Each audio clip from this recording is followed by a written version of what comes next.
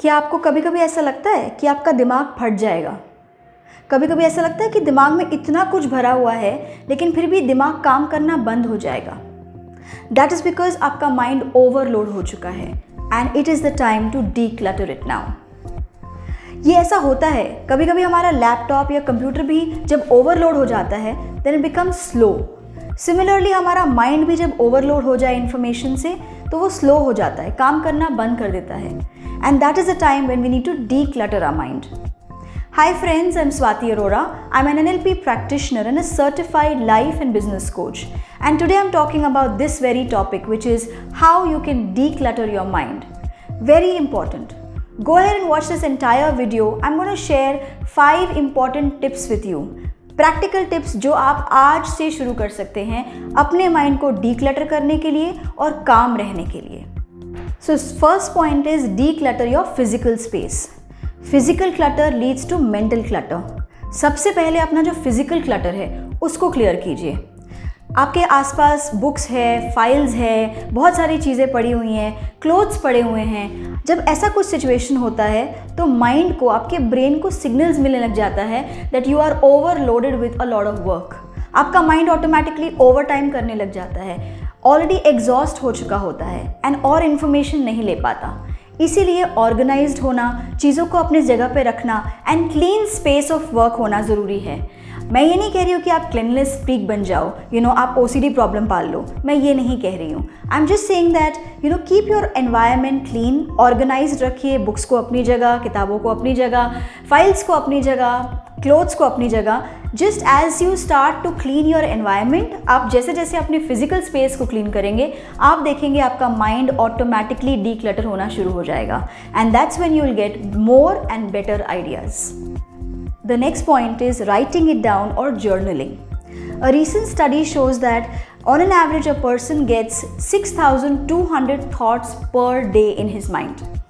इस तरह से हमारा ब्रेन काम करता है। हमें थॉट्स आते रहते हैं, आइडियाज़ आते रहते हैं, लेकिन हम जो है उन्हें चैनलाइज नहीं कर पाते एंड बाद में ये सोचते ओ माई गॉड, काश मैंने उस आइडिया पे काम किया होता। दैट इज़ वाई आई से writing it down is good.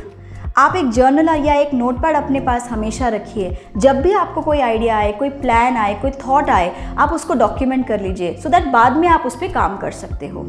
Not only ideas but also feelings. Sometimes कुछ ऐसी फीलिंग्स होती हैं जो हम लोगों के साथ शेयर नहीं कर सकते। We can't express our self to others. उन सारी सिचुएशंस को, उन फीलिंग्स को जो आपको हर्ट कर रही हैं, या कोई रिलेशनशिप जो आपको ड्रेन कर रहा है मेंटली, या कोई सिचुएशन जो आपको नेगेटिवली अफेक्ट कर रही हैं, उसको आप जर्नलिंग करेंगे तो आपको बहुत ज़्यादा स्ट्रेस रिलीफ फील होगा। You will feel better that because you have vented out your situation to someone and आपका ब्रेन जो है वो बेटर काम करने लग जाएगा अगली बार से। The next point is let go of your past. Past memories भी हमारे माइंड को बहुत क्लटर करती हैं। कुछ लोग होते हैं जो अपने पास्ट को पकड़ के बैठ जाते हैं। कुछ चीज़ें जो ऐसी हुई है पास्ट में, ट्रॉमा हुआ है या किसी ने आपको हर्ट किया है या आपने किसी को हर्ट किया है या कोई ग्रीवियंस है, कुछ भी अगर ऐसा है जो नेगेटिव है उसको हम पकड़ के बैठ जाते हैं और उससे क्या होता है, हम अपना माइंड जो है वो स्टॉप कर देते हैं, हम आगे नहीं बढ़ पाते। It is important to let go of these past memories. Otherwise, you will not be able to create the space for today and for future. अच्छी मेमोरीज बनाने के लिए आपको वो पुरानी मेमोरीज को हटाना पड़ेगा। जैसे हम अपना घर साफ़ करते हैं और उसमें हम ब्रोकन टॉयज़, ब्रोकन खिलौने या कोई कपड़े हैं जो हमारे यूज़ टू नहीं हैं, हम उनको फेंक देते हैं, हम उनको इकट्ठा करते हैं और उनको हम घर से बाहर फेंक देते हैं। उसी तरह से ये सारी पास्ट मेमोरीज़ को, ये सारी चीज़ें जो आपके यूज़फुल नहीं हैं, which are not serving you, इन सारी चीज़ों को आपको इकट्ठा करके अपने माइंड से बाहर फेंकना है। The moment you do that you will start to feel more relieved, more lighter and your brain will be able to start functioning in a much better way. The next one is think of your mind as an 8-piece pizza. हमारा mind एक 8-piece pizza की तरह है। No matter what you try, आप वो 9th piece उसमें fit नहीं कर सकते, राइट? सिमिलरली आप उतना ही काम लीजिए, उतना ही टास्क लीजिए जो आप हैंडल कर सकते हो एक दिन में। We all have only 24 hours. Additional task लेते जाएंगे, आप अपने माइंड को ही क्लॉक कर देंगे।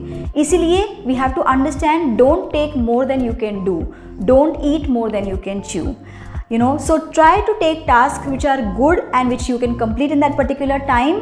Otherwise हर चीज़ करने के चक्कर में आप एक भी चीज़ अच्छे से नहीं कर पाएंगे। And the last point is limit the amount of information coming in. हम एक इंफॉर्मेशन ओवरलोड के ज़माने में जी रहे हैं। इंफॉर्मेशन सब जगह है, एवरीवेयर, गूगल में, इंटरनेट में, सोशल मीडिया में, न्यूज़ चैनल्स में, everywhere you will have information. आपको डिसाइड करना है क्या इन्फॉर्मेशन आपके लिए इम्पॉर्टेंट है और क्या इन्फॉर्मेशन आपके लिए रेलिवेंट है। आपको अपनी इन्फॉर्मेशन को चैनलाइज करना है, वरना आप इस इन्फॉर्मेशन के लूप में फंस जाएंगे और आपको नहीं समझ में आएगा कि आपको क्या करना है। You will only waste your time. इसके लिए आपको 3 चीज़ें करनी है। First and foremost, limit your time on social media. Social media आपको पूरा दिन नहीं देखना है, चाहे वो फेसबुक हो, इंस्टाग्राम हो, यूट्यूब हो, reels after reels, videos after videos आपको नहीं देखना है। अपना टाइम सेट कीजिए मॉर्निंग इवनिंग में, ताकि आप उतने ही टाइम में सोशल मीडिया एब्जॉर्ब कर सकें। दूसरी चीज़, हर किसी का एडवाइस, हर किसी की ओपिनियन लेना ज़रूरी नहीं है। Everyone has a different thought process, हर किसी की सोच अलग होती है। So you don't have to worry about everyone's opinions और अपने माइंड को ब्लॉक नहीं करना है। The third thing is that decide what is relevant for you and discard what is not relevant for you. जो चीज़ें आपके लिए relevant है वही देखिए, वही information absorb कीजिए, जो relevant नहीं है उसको हटा दीजिए। So friends, these were the 5 things that I wanted to talk about today. वैसे तो माइंड declutter करने के लिए बहुत सारी चीज़ें हैं, but I thought these are the 5 most practical things जो आप आज से कर सकते हैं. So try out all these 5 things and let me know your views in the comment section. Let me know if it has been beneficial for you. Go ahead and subscribe the channel as well, because I'm coming up with some more informative and very interesting videos as well. So take care, stay safe, bye.